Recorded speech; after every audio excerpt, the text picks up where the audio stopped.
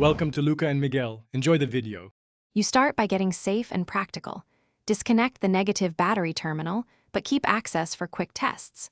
Once done, check the A/C fuse and the compressor relay visually and swap with a known good relay if available, because many clutch failures are electrical.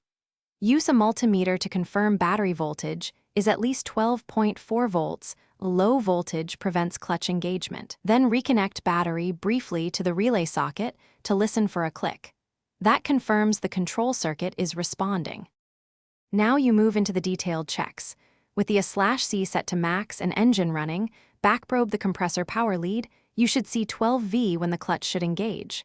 If voltage is present but clutch stays off, the clutch coil may be bad. If no voltage, test the relay coil and swap it with a similar relay.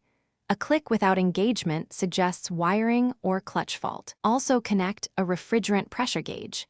Pressure switch opens on very low or very high pressure, so verify system pressure is within the normal. Finish by replacing the failed component. If the clutch coil is burned or the clutch face is seized, swap the clutch assembly. If the relay or fuse was at fault, replace and retest. Make sure you set the clutch air gap to the manufacturer specification and torque the center bolt properly. Improper gap prevents proper engagement. Once reassembled, run the system and confirm engagement. If it still won't engage, check the vehicle control module signal and low-pressure sensor wiring. Those are common hidden causes. Thanks for watching and please subscribe. It's the best investment you'll ever make.